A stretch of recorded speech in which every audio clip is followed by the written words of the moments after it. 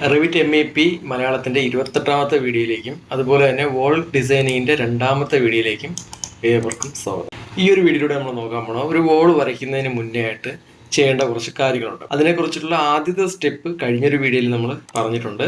അടുത്തായിട്ട് നമുക്ക് മനസ്സിലാക്കാനുള്ളത് wall select ചെയ്ത് കഴിഞ്ഞാൽ പ്രോപ്പർട്ടി ബോക്സിനകത്ത് കുറച്ച് ഡീറ്റെയിൽസ് തന്നിട്ടുണ്ട്. അതിലൊന്നെന്ന് പറയുന്നത് ലൊക്കേഷൻ ലൈൻ എന്ന് പറയുന്നത്. അതിനുള്ളിൽ കുറച്ച് ഡീറ്റെയിൽ കൊടുത്തിട്ടുണ്ട്. ഇതെന്തൊക്കെയാണെന്നുള്ളത് നമുക്ക് കൃത്യമായിട്ട് മനസ്സിലാക്കേണ്ടതായിട്ടുണ്ട്.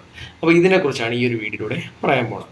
ഓക്കെ, അതിന് വേണ്ടിയിട്ട് ഇവിടെ ആർക്കിടെക്ചറിൽ വന്ന് അതിനുശേഷം ഇവിടെ വോൾ സെലക്ട് ചെയ്തിട്ടുണ്ട്. ഓക്കെ, വോൾ സെലക്ട് ചെയ്തതിനു ശേഷം നമുക്കിവിടെ ഒരു വോൾ വരയ്ക്കണം, ഒരു വോൾ ഡിസൈൻ ചെയ്യണം. ഓക്കെ, നോർമലി നമുക്കിങ്ങനെ വരച്ച് പോയാൽ മതി. പക്ഷേ ഇത് എങ്ങനെയൊക്കെയാണ് ഇതിൻ്റെ മെഷർമെൻറ്റ് വരുന്നത് എന്നുള്ളത് നമ്മൾ കൃത്യമായിട്ട് മനസ്സിലാക്കണം. അതിന് വേണ്ടിയിട്ട് ഇവിടെ ലൊക്കേഷൻ ലൈൻ എന്ന് പറയുന്നൊരു ഓപ്ഷൻ, ആ ഒരു ഓപ്ഷൻ ഇവിടെയും ഉണ്ടാവും.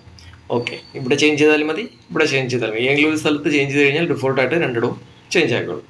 ഓക്കെ, ഇവിടെ വോൾ സെൻട്രൽ ലൈൻ എന്ന് പറയുന്നൊരു ഓപ്ഷൻ. ഓക്കെ, നമുക്ക് ഈ വോൾ സെൻറ്റർ എന്ന് പറയുന്ന ഓപ്ഷൻ എടുത്തുകൊണ്ട് ഒരു റൂമിൻ്റെ കണ്ടീഷൻ വരയ്ക്കാം. ഓക്കെ, ഒരു 2000 mm വിട്ടും ലെങ്തും വരുന്ന ഒരു റൂം സൈസ് വരയ്ക്കണം. അതിന് വേണ്ടിയിട്ട് ഞാൻ ഇവിടെ വരയ്ക്കുകയാണ്. എനിക്ക് റൂമിൻ്റെ സൈസും വേണ്ടതെന്ന് വെച്ചാൽ 2000x2000 ആണ്. ഓക്കെ, ഈ ഒരു സൈസിൽ നമ്മളിവിടെ ഒരു റൂമിൻ്റെ കണ്ടീഷൻ വരച്ചിട്ടുണ്ട്.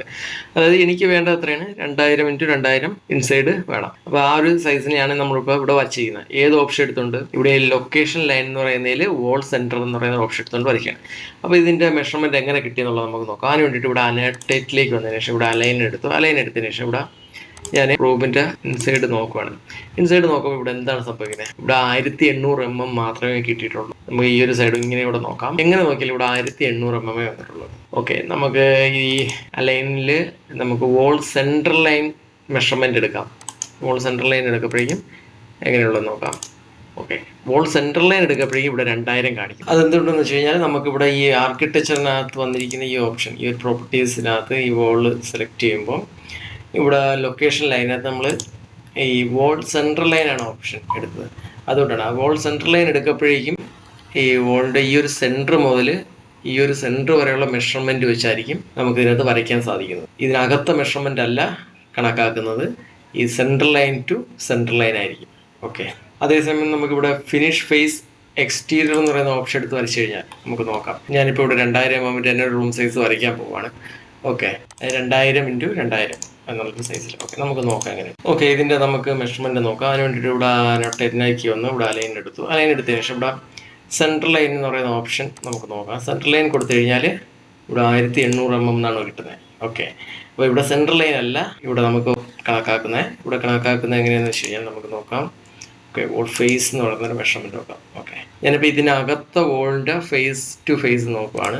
ഇവിടെ നോക്കുമ്പോഴേക്കും 1600 mm ഉള്ളൂ. പക്ഷെ നമ്മളിവിടെ വരച്ചത് എന്താണ്, എനിക്ക് റൂം സൈസ് അകത്തെ സൈസ് എന്ന് പറയുന്നത് 2000x2000 ആണ് വേണ്ടത്. പക്ഷെ ഇവിടെ 1600 കിട്ടിയിട്ടുള്ളൂ. പക്ഷെ ഇവിടെ എക്സ്റ്റീരിയർ നോക്കാം. Exterior wall face to face നോക്കുമ്പോൾ 2000x2000 കിട്ടും. ഓക്കെ, നമുക്ക് നോക്കാം. ഇതുപോലെ കിട്ടും. ഇങ്ങനെ കിട്ടുന്നതിൻ്റെ കാരണം എന്ന് വെച്ച് കഴിഞ്ഞാൽ നമുക്കിവിടെ ആർക്കിടെക്ചറിനകത്ത് വോൾ എടുക്കാം. വോൾ എടുത്തതിന് ശേഷം ഇവിടെ നമ്മൾ എടുത്തിരിക്കുന്ന ഓപ്ഷൻ എന്ന് പറയുന്നത് ഫിനിഷ് ഫേസ് എക്സ്റ്റീരിയർ എന്ന് പറയുന്ന ഓപ്ഷനാണ്. അതുകൊണ്ടാണ് നമ്മൾ ഈ ഒരു രീതിയിൽ മെഷർമെൻറ്റ് എടുക്കുന്നത്.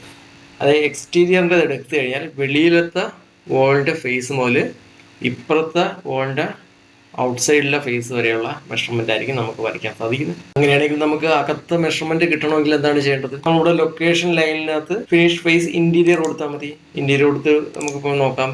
2000 ആണ് ഞാനിവിടെ ഉദ്ദേശിക്കുന്നത്. 2000 അകത്തെ സൈസ് എനിക്ക് വേണം. ഓക്കെ, 2000x2000 എങ്ങനെ വരുമെന്നുള്ളത് നമുക്ക് നോക്കാം. ഓക്കെ, ഇനി നമുക്ക് മെഷർമെൻറ്റ് ഒന്ന് ചെക്ക് ചെയ്ത് നോക്കാം. അതിന് വേണ്ടിയിട്ട് ഇവിടെ അനോട്ടേറ്റിലേക്ക് വന്ന് ഇവിടെ അലൈൻ എടുത്തു. അലൈൻ എടുത്തതിന് ശേഷം ഇവിടെ വോൾ ഫേസ് തന്നെ എടുത്തു.